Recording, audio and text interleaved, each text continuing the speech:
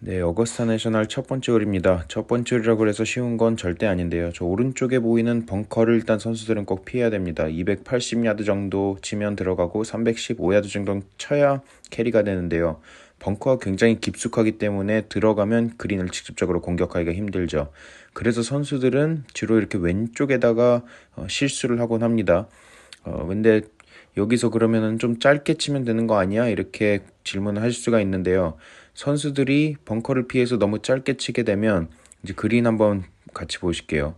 이 그린이 굉장히 까다롭습니다. 보시면 빨간색 보이시죠? 왼쪽, 오른쪽, 그리고 뒤에 엣지, 그리고 앞에 엣지가 다 내리막입니다. 그러니까 거북이 등 같은 모양의 그린이죠. 그렇기 때문에 선수들이 5번 아이언, 4번 아이언을 치면 절대로 랜딩을 해서 버디 기회를 만들 수가 없어서 이 지점에서 200야드쯤에서 치는 것보다는 150야드 정도에서 숏아이언을 잡으려고 노력을 할 거고요. 그렇게 되면 벙커가 이제 큰 이슈가 되는 거죠. 그래서 이 그린을 보시면 결론적으로는 벙커를 겨냥해서 친 다음에 숏아이언으로 이 가운데 쪽에 4일 내내 공을 올려놓을 겁니다. 그 이유는 이제 핀을 보시면 이 네 군데에 줄 거거든요. 핀을 줄 수 있는 데가 많지가 않습니다. 그래서 선수들은 중간에 올려놓을 계획으로 칠 예정입니다. 마스터즈 어거스타 내셔널 3번 홀. 선수들은 일단은 277야드를 캐리해서 결국엔 여긴 웨지 싸움이 되죠. 그러면 그린을 보시면 굉장히 경사집니다. 보시는 것처럼 핀은 네 곳을 이제 주로 주고요.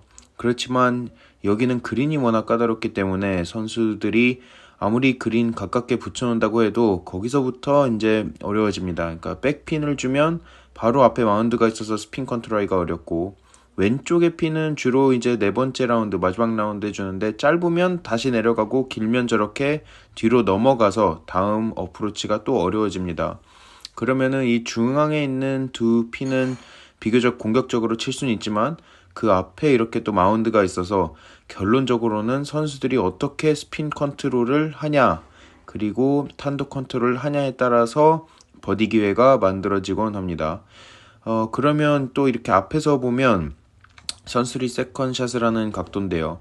결국엔 짧으면 다시 공을 친 곳까지 내려올 수가 있기 때문에 굉장히 어려워지고요. 보시는 것처럼 오른쪽은 오르막도 굉장히 심합니다. 그래서 선수들은 드라이브를 쳐다 놓고 이 빨간색 원 안에다가 공을 갖다 놓을 건데요. 그 다음부터는 결국에는 어떻게 웨지로 스핀 컨트롤을 하는지, 그리고 그린이 넘어가면 다음 샷이 워낙 어려워지기 때문에 어떻게 거리 컨트롤 하는지에 중점이 있는 그런 홀입니다. 네, 어거스타 내셔널 9번 홀입니다. 여기는 드로우가 필수로 요구된 홀이고요. 그래서 선수들이 오버 드로우를 쳐서 왼쪽에 있는 저 나무에 들어갑니다. 그러면 거기서는 각도가 없기 때문에 선수들이 저 왼쪽을 피해야 되고요. 이 홀이 사실 정말 디자인적으로 예술이라고 표현할 수가 있습니다. 저 노란 선까지는 내리막 라이기 때문에 선수들이 내리막 라이에서 세컨샷을 쳐야 되는데, 그 다음 샷은 이렇게 보시면 드로우가 요구됩니다. 그러면 제 인스타를 팔로우 하신 분들은 아시겠지만 내리막에서 어떤 구질이 치기가 어렵죠. 드로우가 치기가 어렵습니다. 그래서 내리막에서 탄도를 내야 하고 드로우를 내야만 이 그린을 공략을 할 수가 있는데, 이 그린 역시 이렇게 섹션으로 나뉘어져 있죠.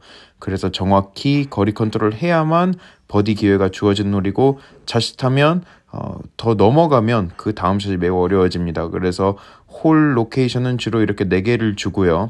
그래서 예를 들어서 저희가 중간에 있는 왼쪽 핀이라고 가정을 해서 그 다음 샷을 한번 설명을 드려보면, 선수들이 여기서 왼쪽에 핀이 있으니까 짧으면 다시 내려가고 길면은 내리막 어프로치를 해야 되고, 벙커에 빠지더라도 쇼트 사이드 미스이기 때문에 세이브가 굉장히 어려집니다. 그래서 선수들이 내리막 라이에서 숏아이언을 잡고 정확히 탄도와 거리를 맞춰야 되는 그런 의무가 있습니다.